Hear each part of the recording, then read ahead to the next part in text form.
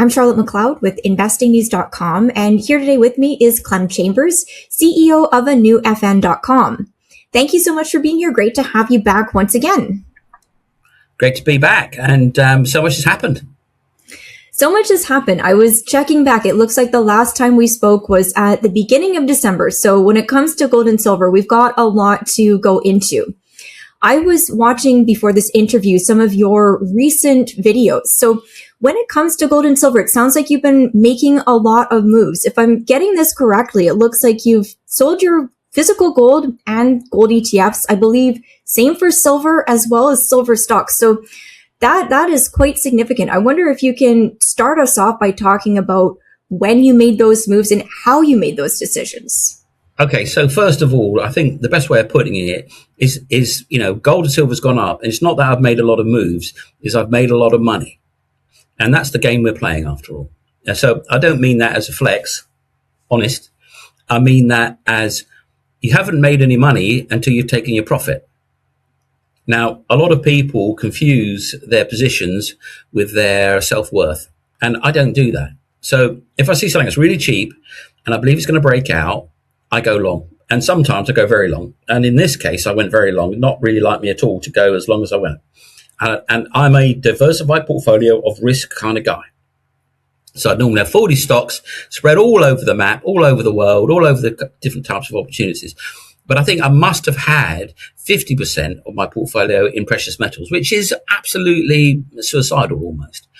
But sometimes, very rarely, you go, it's not all in, it's half in, but you go in with your boots on. And precious metals has been that situation for me. And I've been talking about that ever since gold was under 2000, which is not that long ago. And, I spoke on your show before it all blew up. I was going, oh, gold, silver, platinum, palladium, And basically they doubled and tripled. Now, the trick is to take your profit up like a rocket, down like a rock if you're not careful. Now, what happens is because people have been right, they want to be more right, and they've made double their money or maybe triple. They want to make quintuple, dextruple or whatever oopaloopal they want to make. They just confuse the world with their dreams, so they stick around. And then, it's gone down. I don't understand.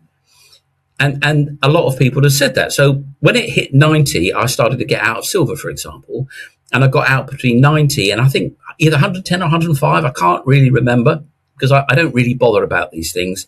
I don't kind of write it all down to the nearest decimal point. I go, I think I should get rid of some now. And I get rid of some and I go, I feel better now. I'll get rid of some more at the next $5 up. In fact, I was selling with my physicals and the platform said, no, you can't put in limit orders at that level. That's too far away from the current price. So I was unloading in such a way that I was getting removed from 50 to about 105. And it wouldn't let me get out at 105. It wouldn't actually let me get out of 100 until it got to like 92. So I just moved out and went to cash because up like a rocket, down like a rock. And people should remember this. If you are fortunate enough, clever enough to make a fat profit, you should take it. You should take it because there's always another bus coming along. So I took that. And then, when I started writing about this in Forbes, nearly 2 years ago, when it was wherever it was, 1800, 2000, something like that, I said, oh, look at this. This is breaking out. This is going to go, well, I'm drawing magic lines on my magic chart in my Crayola. It looks like 4,500. It looks like 5.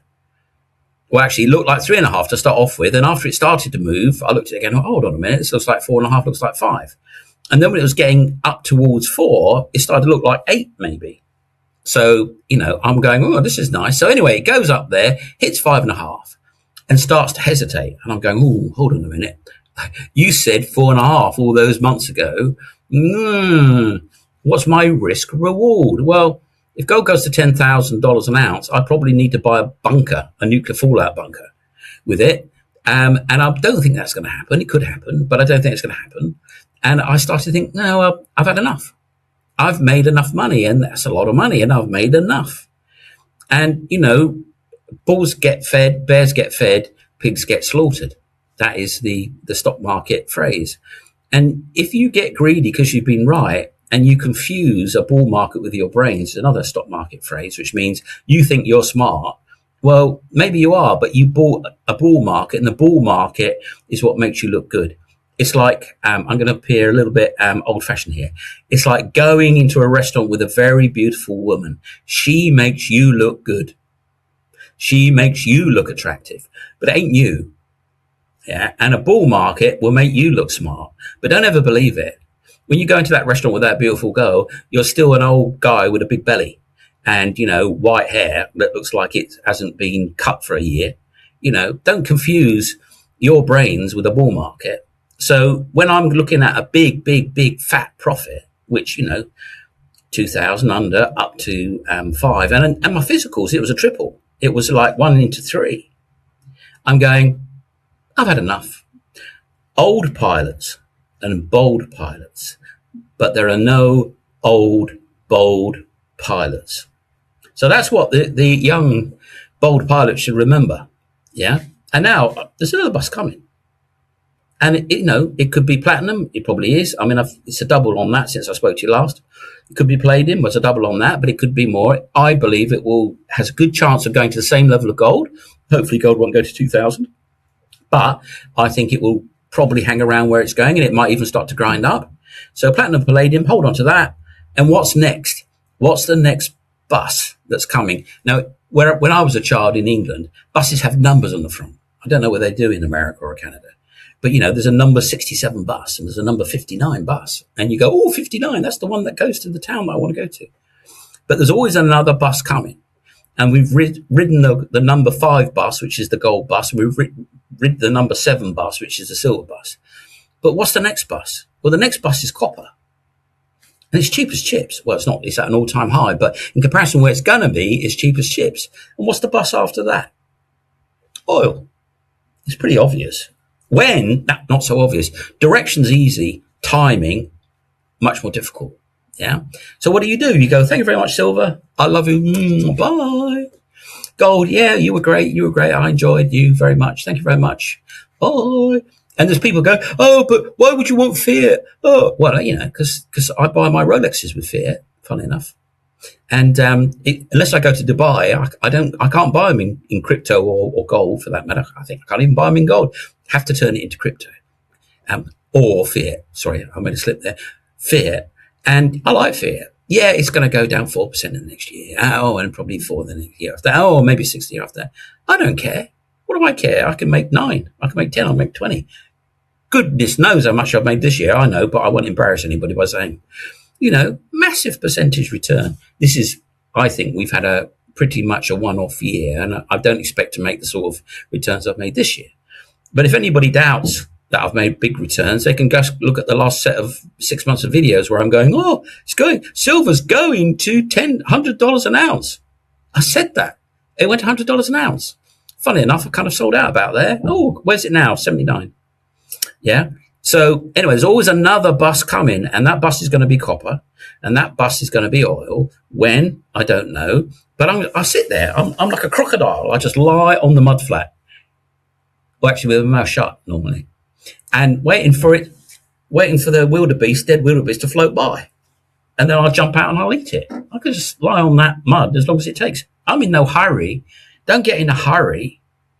Just lie there, wait for the opportunities. There's so many out there at the moment, so many.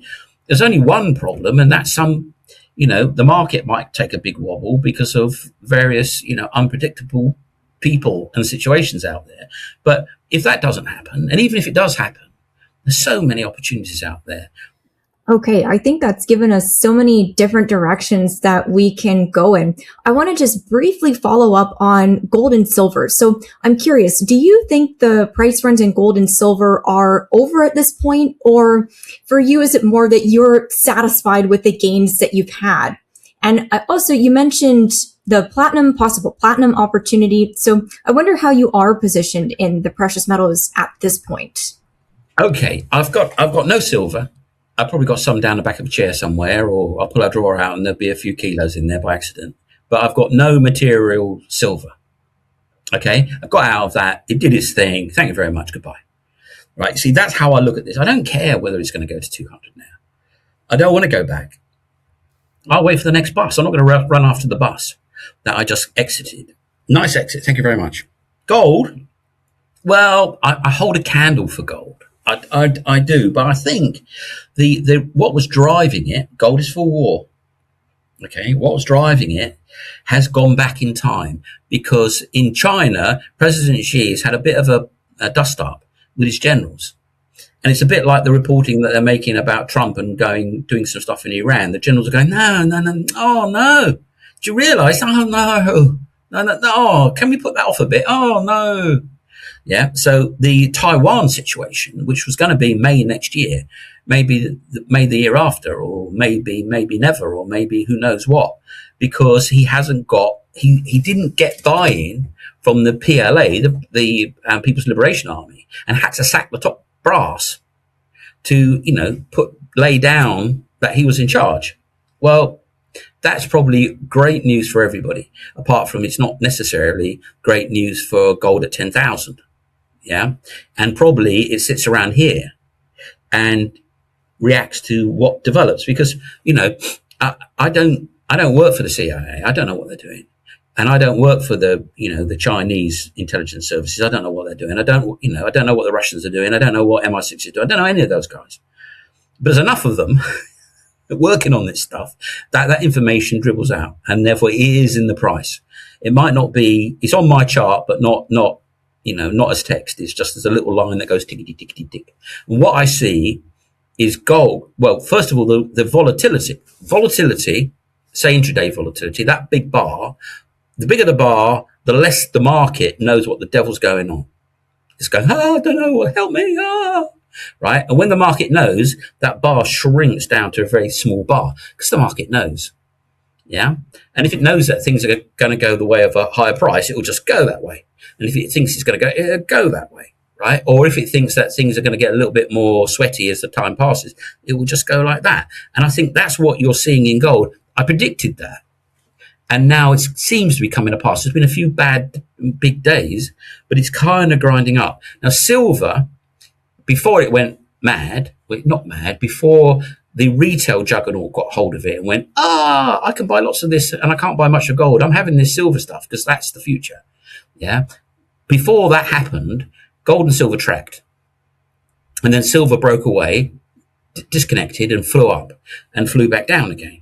Whereas gold went up and, 10%, it's not the same as 120 to 70, is it? So silver, the volatility of silver will shrink out and it will reconnect with gold, which is probably going to go up like that. So if you just watch where gold's going, if it's going up, that's bullish for the whole group. Yeah. And silver will reconnect and away it will go. Now, a lot of people want to hear that because they want it to go to 200 tomorrow.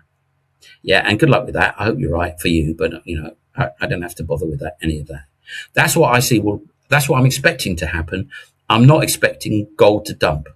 I'm expecting it to kind of just slowly inch up over the next few months, just grind away, maybe get back to 5.5, maybe go to 6.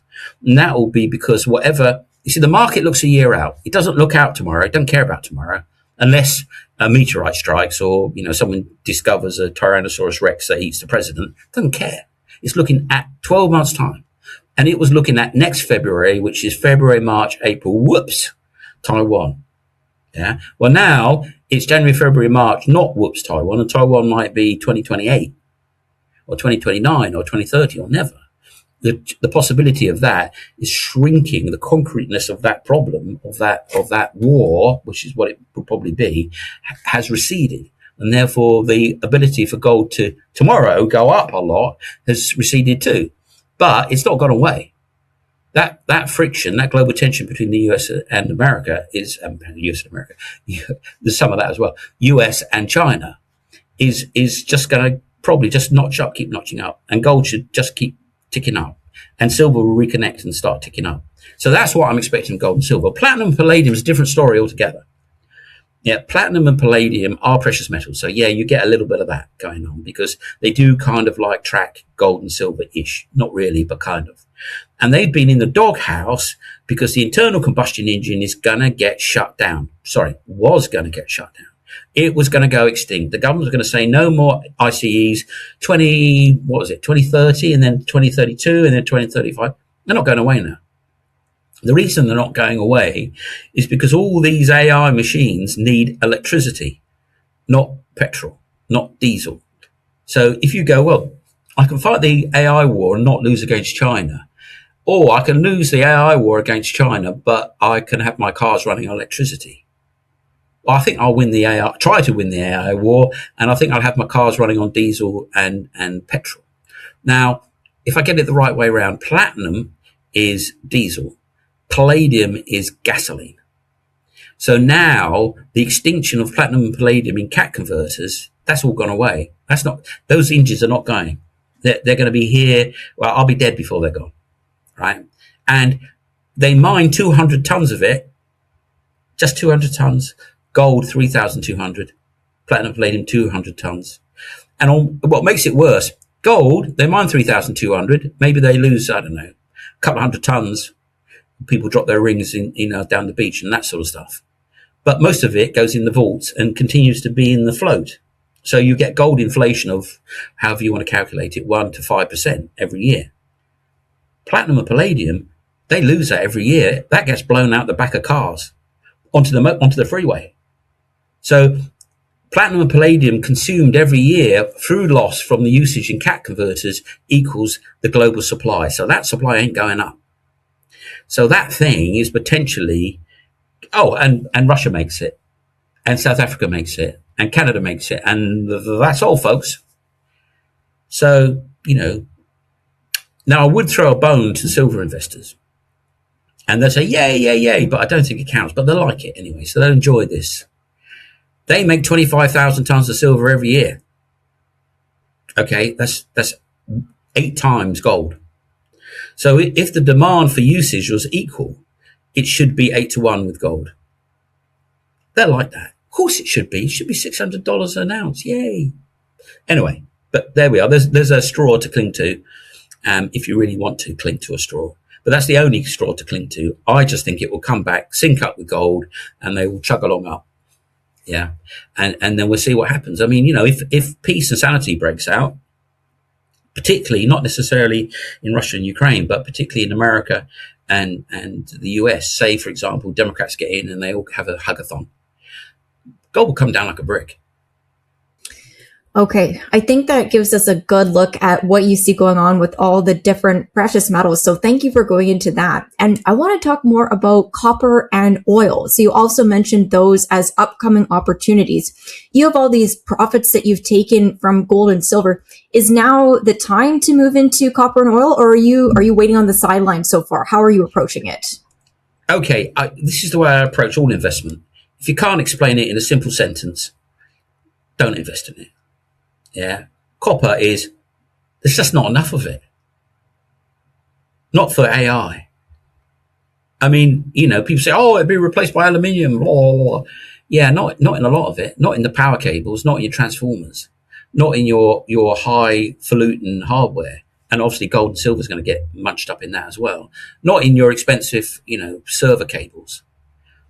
And, I like server cables as an investment, but unfortunately there's a little bit of a dark side, because these poor blighters are going to get asked to pay a lot more for their copper that goes into their blooming cables.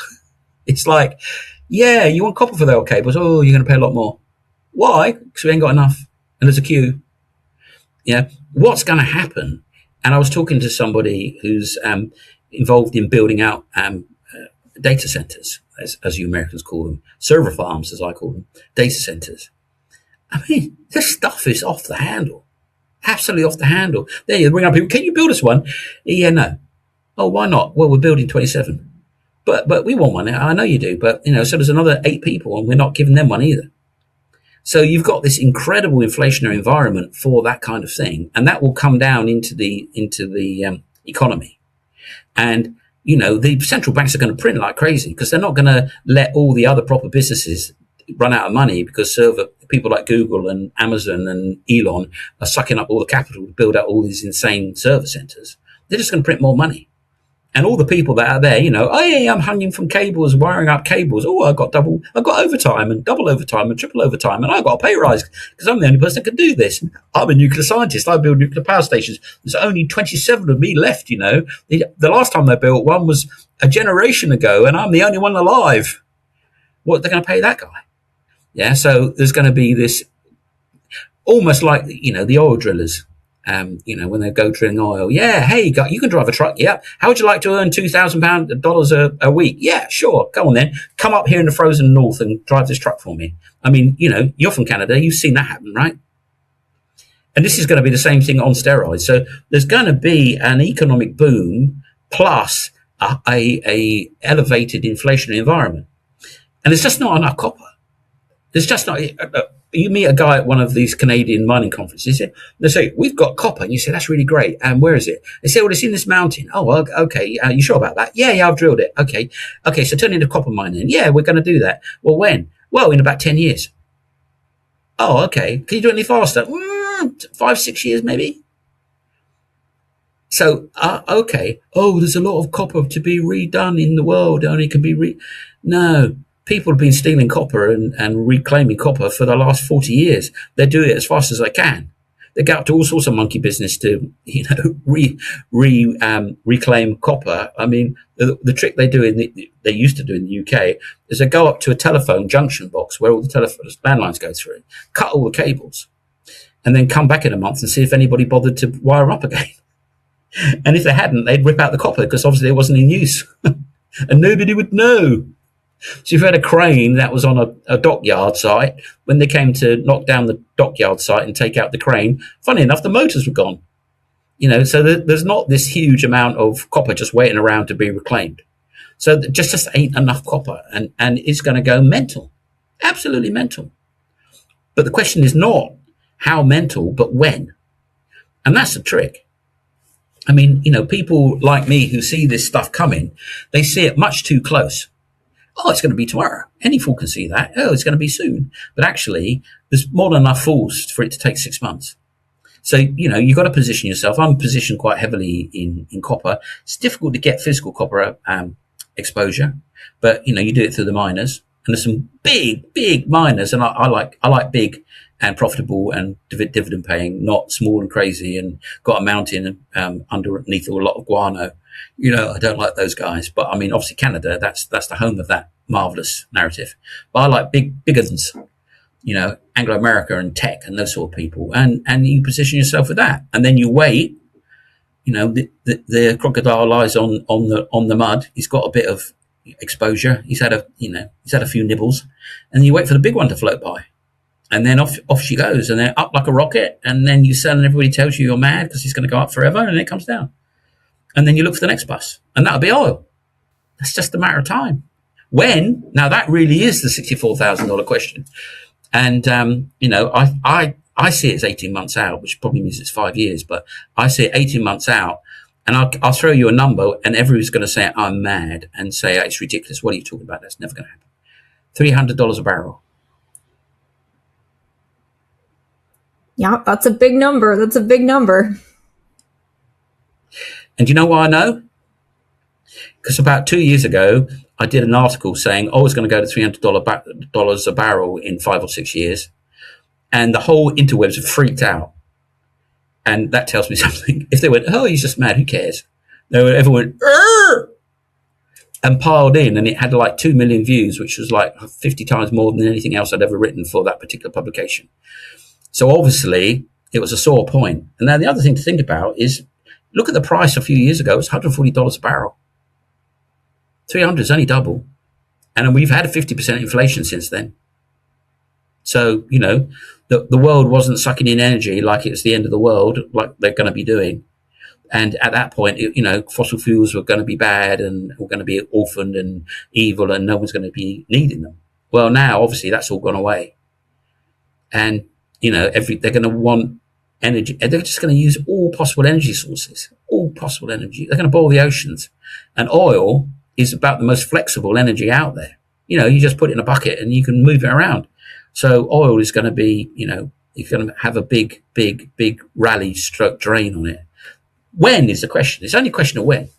And I don't mean when the dollar's collapsed and therefore, a dollar is worth nothing. I mean, in today's money, it's going to go to $300. And I should think, in this decade, it could be a little longer, but it's at some point, it's just going to go It's going to go pop, pop, pop, bang, and up it's going to go. Like we saw with gold, right? I mean, gold, barbaric metal, who needs that? Yay, yay.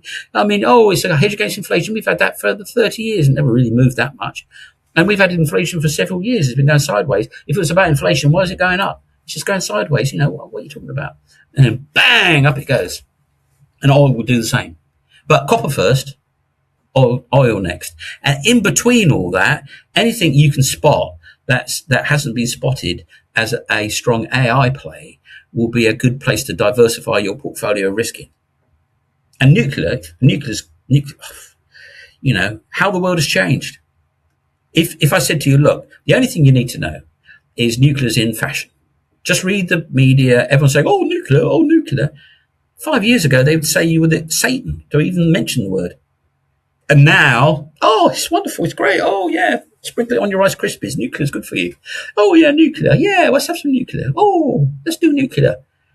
Well, if that doesn't tell you very simply that the world has completely gone upside down, then I guess it will be hard to explain it to you. The world has changed. We're in a different epoch now. And it's the same as when they invented the steam engine. We've gone into a new epoch, and it requires vast amounts of energy. And there's no second place. It's Tina. There is no alternative. So there's just going to be this massive explosion of energy generation from every possible direction. And, that's going to absolutely change everything. And on top of that, everyone's going to be walking around with, the best advisors on the planet in their mobile phone, telling them, what they're missing and what they need to do and where they need to go and what the right answer is and how to write their emails and what's really going on in the world. So you've got this massive leverage of human intelligence, and you've got this massive increase in energy production. You've got this massive automation going on. And, Elon says, you don't have to get a degree. You'll be fine. You'll have a marvelous retirement and the government will give you all the money you need. I think that's probably not a good bet, but it's certainly going to change a lot. And while they might not be able to cool down their server centers in space, I don't know, maybe they just plant them on the moon and use that as a base plate or something. I don't know. But anyway, the server centers in space is problematic. Nonetheless, it tells you where the paradigm is. They're not talking about, maybe we'll launch a small box into space. No, isn't that difficult? They're talking about launching factories into space. And that should tell you how the paradigm has changed. And, the ISS, International Space Station, that tube of astronauts that floats around the world and does all its thing, that's $1 trillion piece of hardware. That's what they spent on it. $1,000 billion. Makes you wonder how they got away with funding that, but they did. Yeah. Well, when they're talking about launching factories into space, I mean, it's like a very large caravan what they got up there. And they're talking about launching factories into space. That's a completely different economic environment. That's you ain't seen nothing yet, land, and it's happening now. So if you can divine what comes up, what's going to be big and what isn't going to be big, but more importantly, what's going to be big, jump on that. And, you're going to make massive returns, aren't you? You've also been mentioning the opportunity in AI. So I'm curious, maybe you can talk a little bit about how you're approaching that, because it's a pretty big space and investors might not know how to get into it. What's going on with AI is just going to turn everything upside down. Absolutely everything upside down. Which means that there'll be loads of things that are cheap now that in 3 years' time, everyone going, they're going to go to the moon because they'll have gone up a lot and then they'll probably come down. Yeah. But, the world and the market is in flux. And that's great if you're paying attention. Because if you're paying attention, you can go, well, let me give you a good example. And I can't even pronounce this company properly, but Novo Nordisk, the guys behind Ozempic and the other one. They're coming down like a rock. They went up like a rocket and they're coming down like a rocket. And everyone goes, I'm thinking of buying that. No, why would you buy that? It's coming down. Oh, but it's cheap. No, it's coming down. Which way is it going? Well, it's going down. So why would you buy it? Well, because it's going to go up. Yeah, but not likely tomorrow. Well, what am I meant to do then? Well, think about it. Let it go down. Let it stop going down. let it go sideways, and then buy. Yeah, so you just lie on the, crocodile just lies on the mud, waits for poor old Nova, what they're called, to hit a base. Don't jump in the water then. Let it go sideways. Let it go sideways. Let it keep going sideways. And suddenly when it goes, you can say, here we go. I've watched all the news. I know exactly what's going on with that company. And oh, look, it's on its way again. Then you buy. Yeah, that's just an example. I'm not saying you should with that particular company. I'm just saying what you do. And if you went out and said, well, what's going to happen next? It's not obvious, is it? Well, it kind of is. AI is going to happen next. AI is either the biggest bust since the .com, which it isn't. No, it's not. No, really not. Or it's a gigantic runaway juggernaut. Well, then, what's it going to change? Well, I don't know. Well, look into it. Keep looking until you find out things. It's just an absolute smorgasbord of opportunities. Too many. Because I've still got all this lovely stuff coming up with copper and platinum palladium maybe, and oil and lots of, and defense and all that stuff. And I'm just spoiled for choice. Absolutely spoiled for choice. And if you're an investor out there, you should be spoiled for choice. You should have a blooming great list of things you're watching, not holding, watching. Wait and go, oh, at some point this is going to do this. Okay. And then when it doesn't, well, you don't buy it. And then when suddenly it does and you're proved right, you get in, because these things don't go, beep. I mean, it's not a trade, it's an investment. This thing is going to do that. One day they're going to, another example is not a tip. There's a company called Fluorot. It's spelled like flour, but like a dyslexic would spell it. It's F-L-U-R, not F-L-U-R. And they'll manage you making a nuclear power station. They're making a lot of nuclear power stations. They're going to make a lot of nuclear power stations. How many people do you think can actually help you with that? Hey, Clem, would you build me a nuclear power station? I'll pay you billions. I don't think they'll let me. I don't care what you pay me. Where do I start? Nuclear power? Oh. How many people actually do nuclear power? What is these 4 companies? Okay, they're going to be in demand, aren't they? Their margins are going to go, and their profits are going to go, and their share price are going to go. But that's just one tiny example of what's going on. How do you keep this stuff cold? A AI server center, electricity in, hot air out, and AI out. That's all it does. It makes a lot of noise, probably. I don't know. I've never heard an AI server work, but it won't be as loud as a Bitcoin miner. But it's loud. It makes noise, heat, and it makes AI, and that's it. And what do you do with that heat? Sorry, this is a little bit of a funny one, and I think your viewers will like it. So you think all these billionaires are bright and smart guys, right? So they're going to build server centers in space. Now that tells you one thing. One, they're dead serious, right? And they're going to boil the oceans to do this stuff, because they're already thinking about ringing up Elon and saying, can you launch my server center into space? Two, it tells you that they haven't a blooming clue. And actually, I'm a bit surprised on Elon talking about this, because space is not a cooling environment. It's not. It's really hot in certain parts of space. It's a vacuum, and vacuums does not cool stuff down. You can only cool stuff in space down by radiation, which is not a great way of cooling a blooming great server running flat out and getting very hot. Yeah. Now, if you look at the space station, they cool down blooming great fans, and there's only some astronauts in there and some kit. It's not a server center running megawatts of energy output. It's just a floating tube with some people in it, doing science. And their electricity, look at the size of that. And their cooling, that's very large as well. And all they're doing is cooling down a few Americans and Russians floating around in the outer, in low Earth orbit or wherever it is. Yeah, so now you send up a server center with 10,000 CPUs in it. Well, that's going to take a lot of solar power. They're not going to put nuclear power stations in orbit, are they? No. You're going to do what? Nuclear power station, low Earth orbit. Okay, just imagine you can get it up there. What about if it falls out of the sky, like Skylab did with all its nuclear energy in it, with all its plutonium that got spread over the sea? You're not going to do that. So it's going to have to be solar. How big are those solar panels? How are they going to get them up there? And then how are they going to cool it down? It's a vacuum. It's not a cold place. Yeah. So anyway, they're talking a good game, but it shows you how off the handle they all are about AI. because you can guarantee these people have got AIs like you haven't got. And, when you type in, I want to do something rude, their ones don't go, no, I won't let you. I want to hurt a friend. If you type it into their AI, I bet it tells you.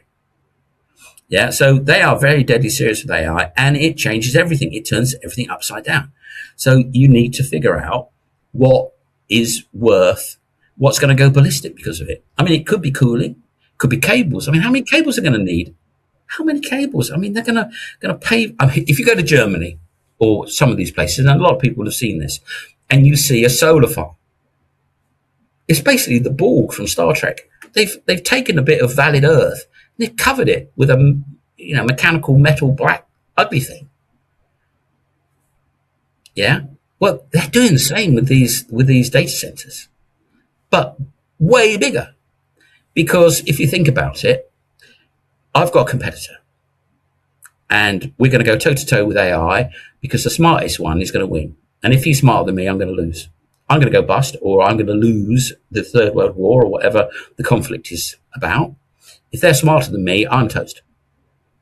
So if Europe doesn't get on the bandwagon, they are surely toast, absolutely toast. Where are they going to get their AI from? Go to America. Can we borrow your AI, please? No. Go to China. Oh, can I borrow your AI, please? No. Oh, what are we going to do then? You're going to bow down. That's what you're going to do. Right? So there's going to be a fight over who's got the biggest, best, fastest, most smart AI. And there's no second place. They're going to boil the oceans. Absolutely boil the oceans. And that is the opportunity. That means that anybody who can wrap their skull around it, and it's not that easy, but you can make the most incredibly excellent bets. I mean, look what happened to the software industry, SaaS. It's fallen out of bed because people are so scared that AI will just do it for you. I mean, I'm when I was 17, I used to program. I used to write programs for a magazine when it was like X equal 1, then go to all that stuff. And they paid me some money, and that was nice. But since then, I've never programmed. I've just been part of building out software. But if you use Cursor, all you've got to do is write a document and point this blooming thing at it, and it writes that program. It just writes it, and there it is. I mean, think about that. What does that mean? It means that real developers can write 100 times more. That means software that's, I don't know, call it 10 times better. Square root of how much more of it you get. Yeah. It just knocks, and everyone's worried that all these SAS people, all these people that do accounting software and Salesforce and all that lot are going to be obsolete. I don't think that's going to happen. But, it's enough to knock their share prices into a cocked hat. But it's just the tip of the iceberg. And it is a nice, tip of the spear, whatever metaphor you want to use. But as an investor, if you can wrap your head around the outcome of this, which, most people haven't got a clue what's coming, they have no foggiest idea of how it all works, or want to. They're not digging. They're not digging into it. They're not trying to work it out. They're not trying to, wrap their arms around this new dynamic and make great investments. But if you do, you'll make a ton of money. You'll make so much money, it'll be painful. And that does happen. That does happen. If you look at in the news, there's loads of people that wrap their head around a new thing and made a fortune. And here's another opportunity. Here's the next bus. And it's a big bus. And it's probably a fleet of buses.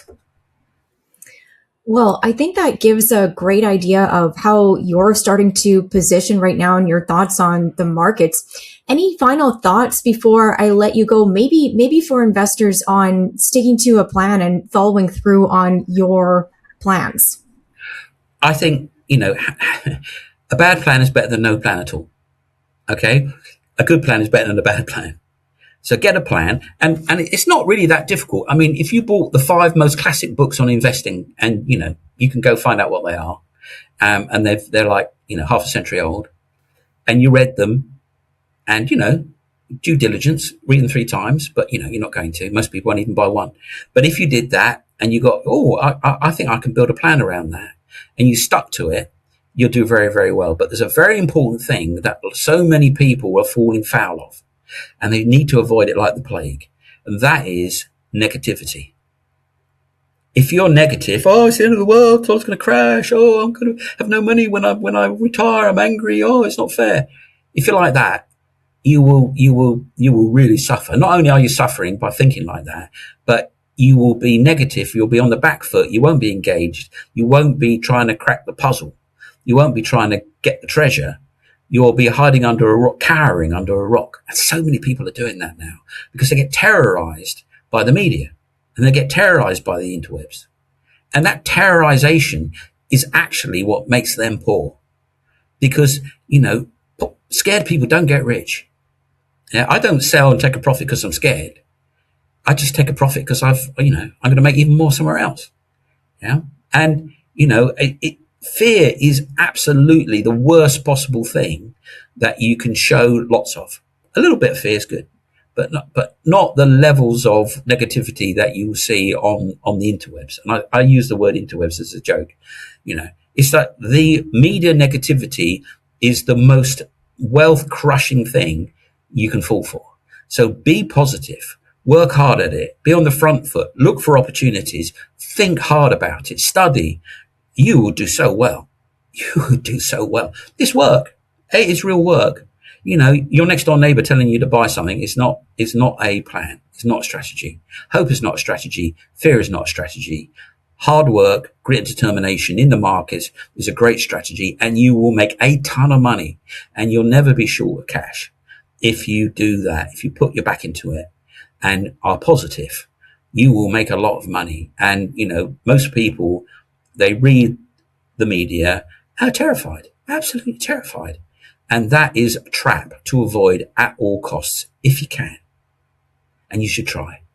Well, I think that's a really nice message to end on. So thank you so much for coming on today to talk about your strategy and everything that's going on with commodities and elsewhere. This was really great. No, it's my pleasure. And I look forward to being on your show next. I hope people look at our old show and see what I was saying there, because when they say, who's this lunatic? They'll see what I was saying then. And if they, bought what I was raving on about then, and they were holding it now, or holding it near when I sold out, and you can see that on my channel, Clem Chambers Alpha, you can see I don't remove any stuff, and I don't need to be right all the time. You can see what I said, and all the way through. So when you're thinking, he's mad, maybe you might consider that I might also be right. It's always worth going back to look at those older ones and see how they stack up. So I'll put some links in the video description in case people want to check it out. But yeah, thank you so much. This was great. Once again, I'm Charlotte McLeod with investingnews.com, and this is Clem Chambers with anewfn.com. Thank you for watching. If you like this video, make sure you hit the like button and subscribe to our channel. We'd also love to hear your thoughts, so leave us a comment below.